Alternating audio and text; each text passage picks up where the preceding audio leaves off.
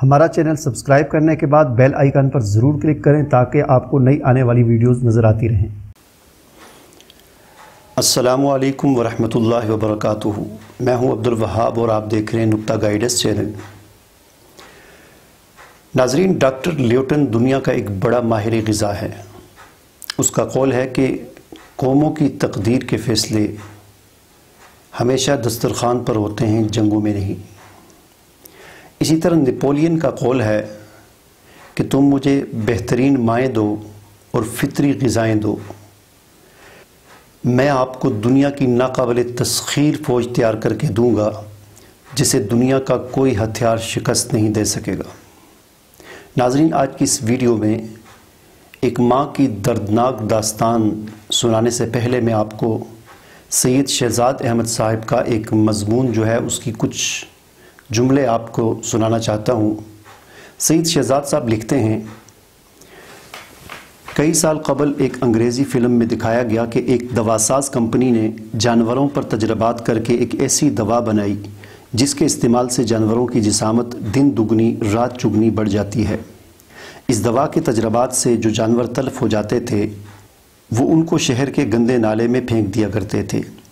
उस नाले में ये मुर्दार जानवर एक मगरमच्छ की खुराक बन जाते हैं और वो मगरमच्छ इन तजर्बाशुदा मुर्दार जानवरों का गोश्त खाकर एक ख़तरनाक अफरीयत का रूप डाल लेता है और इंसानियत का कातिल बन जाता है। ये एक ख्याली फ़िल्म थी, मगर अंग्रेज़ मुसलमानों से बहुत आगे की सोच रखते हुए मुस्तकबिल की प्लानिंग पहले से ही कर रखता है। शहजाद साहब कहते हैं कि इस फ़िल्म को देखकर मुझे अपने चारों तरफ बीमारियों के नए नए अफरीयत नज़र आए जो आज से 20-25 साल पहले खाल खाल ही नज़र आते थे। मसलन जोड़ों के अमराज, हेपेटाइटिस, बांझपन, कैंसर, थायराइड, ज़ियाबतीस और खवा। इन अमराज के असबाब तो बहुत हैं, लेकिन इस फ़िल्म को देखकर जो चीज़ जहन में आई वो फार्मी मुर्गी यानी चिकन है। ये चिकन आज अमीर गरीब छोटे, असल में ये चूज़े यानी चिकन हैं, इसलिए इनके गोश्त को चिकन कहा जाता है। मुर्गी को तो कोक या हिन कहते हैं। इस चिकन की अफजाइश पर अगर नज़र डालें तो हमें पता चलता है कि एक फार्मी चूज़ा सिर्फ 1.5-2 माह में मुकम्मल मुर्गी के साइज़ का हो जाता है। तो आखिर ऐसा क्यों है, जबकि देसी चूज़ा तो 6 माह में मुर्गी जैसा होता है और मुकम्मल मुर्गी तो वो साल में बनता है। इस फार्मी चूज़े को जो ग़िज़ा दी जाती है इसमें ऐसे हार्मोन्स और केमिकल डाले जाते हैं जो उनकी अफजाइश को गैर फितरी बढ़ा देते हैं। इसके अलावा इनकी फीड में मुख्तलिफ़ जानवरों का खून जो ज़िबा खानों से मिल जाता है, जानवरों की अलाइशें, मुर्दा जानवरों का गोश्त इस फीड में शामिल किया जाता है। कुछ अर्सा कबल एक निजी टीवी चैनल ने लाहौर के ज़िबा खानों पर एक दस्तावेज़ी फ़िल्म पेश की थी जिसमें इन फार्मी मुर्गियों की खुराक के बारे में भी दिखाया गया था। इस खुराक का बेशतर हिस्सा खून, आंतें और दीगर फुजलात पर मुश्तमिल होता है। ये फीड खाकर ये नौमौलूद चूज़े 6 से 8 हफ्तों में हमारे पेट में पहुँचने के काबिल हो जाते हैं। लेकिन काबिल गौर बात यह है कि ये चूज़े बड़े होने के बावजूद भागने उड़ने से कासिर होते हैं, क्योंकि इनका जिस्म फूला और सूजा हुआ होता है जो कि हार्मोन्स का कमाल होता है। इसी तरह के स्टेरॉइड्स बॉडी बिल्डर्स और पहलवान भी इस्तेमाल करते हैं, जिनकी वजह से उनकी आखिरी उम्र बिस्तर पर गुजरती है। इस फार्मी मुर्गी के मुकाबले में देसी चूज़ा जो कि 6 से 8 महीनों तक चूज़ा ही रहता है, उसको पकड़ना चाहें तो बड़े आदमी को भी दांतों पर पसीना आ जाता है, जबकि फार्मी मुर्गी को एक बच्चा भी आसानी से पकड़ लेता है। ये फार्मी चिकन हमारे मुआशरे में हाई प्रोटीन कोलेस्ट्रॉल फ्री गोश्त के नाम से रवाज पा गया है। नाज़रीन, आप ज़रा सोचें कि 3 मिलीग्राम की एक छोटी सी गोली इंसान के जिस्म पर असर करती है और दर्द को ख़त्म कर देती है। एक छोटी सी गोली का तो असर होता है, तो क्या एक बरी हुई ग़िज़ा की प्लेट का जिस्म पर असर नहीं होता? यकीनन होता है और ज़रूर होता है, और इसकी वजह से जिस्म हर वक्त बीमारियों की तरफ माइल रहता है। आइए अब इस हाई प्रोटीन वाले सफ़ेद गोश्त के नुकसानात देखते हैं। फार्मी चिकन का बेजा इस्तेमाल हमारे जिस्म में फीट को बढ़ाता है, यानी हमारे जिस्म में चर्बी को बढ़ाकर हमें मोटा बना देता है, जिससे शुगर, ब्लड प्रेशर, जिगर पर फीट, गुर्दों पर फीट आकर मुख्तलिफ अमराज पैदा होते हैं। फार्मी चिकन का इस्तेमाल जोड़ों का दर्द पैदा करता है और हमारी हड्डियों को बरबरा कर देता है। इसी तरह बच्चों और बच्चियों में बुलूगत के आसार जल्द ज़ाहिर हो जाते हैं। اسٹرائڈز یعنی فارمی مرغیوں کا گوشت کھانے سے جسم کا مدافعاتی نظام شدید کمزور پڑ جاتا ہے، جس سے انسان بہت جلد بیمار ہونے لگتا ہے۔ اسی طرح مردوں میں کمزوری اور خواتین میں ایام کی بے قاعدگی کی شکایت رہتی ہے۔ خواتین میں غیر ضروری بال، موٹاپا، ہارمونز، قد کا نہ بڑھنا، بالوں کا گرنا، معدے کی خرابی، کند ذہنی اور ہر بڑے ہوتے بچے کو اینک لگنا، یہ سب ہماری غذاؤں کے اثرات ہیں، چاہے وہ فاسٹ فوڈز ہوں، برگر ہوں یا برائلر مرغی وغیرہ۔ ناظرین، بوڑھی اماں کا جھنجھوڑنے والا قصہ سننے سے قبل 5 اہم انکشافات بھی سن لیں جو امریکی ماہرین نے کیے ہیں۔ امریکی ماہرین صحت کا کہنا ہے کہ بازار میں دستیاب مرغی کا گوشت متعدد بیماریوں کا باعث بن سکتا ہے، کیونکہ آج کل بازاری گوشت میں طرح طرح کے جراثیم پائے جاتے ہیں، اور ماہرین نے 5 مسائل سے خصوصی طور پر خبردار کیا ہے۔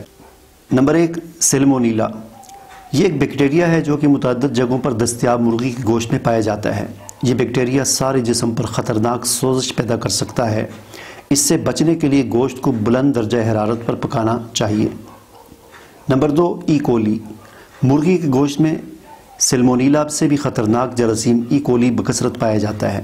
اس کی وجہ سے پیشاب کی نالی کا انفیکشن پیدا ہو سکتا ہے۔ Number 3، arsenic. مرغیوں کی خوراک میں خطرناک عنصر آرسینک استعمال کی جاتی ہے تاکہ گوشت کا وزن بڑھایا جا سکے۔ یہ دھات جان لیوا بھی ہو سکتی ہے اور بہت سی بیماریوں کا موجب بھی۔ نمبر 4، اینٹی بائیوٹک اجزاء۔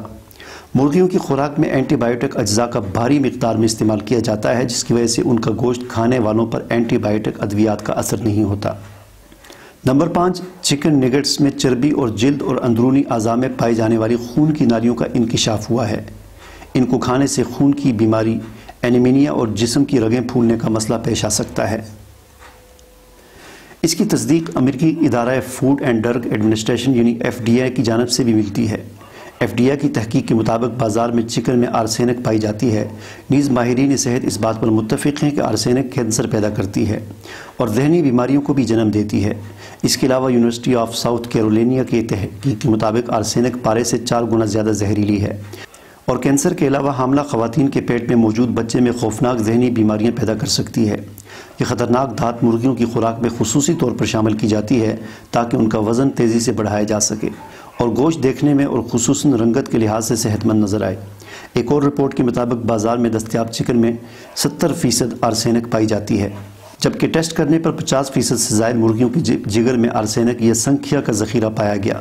افسوسناک بات یہ ہے کہ برائلر مرغیوں اور گوشت کا کاروبار کرنے والے افراد اور ادارے عوام کو یہ تاثر دیتے ہیں، اور بعض ماہرین صحت بھی یہ کہتے ہیں کہ آرسینک کے باوجود برائلر گوشت کا استعمال صحت کے لیے خطرہ نہیں ہے۔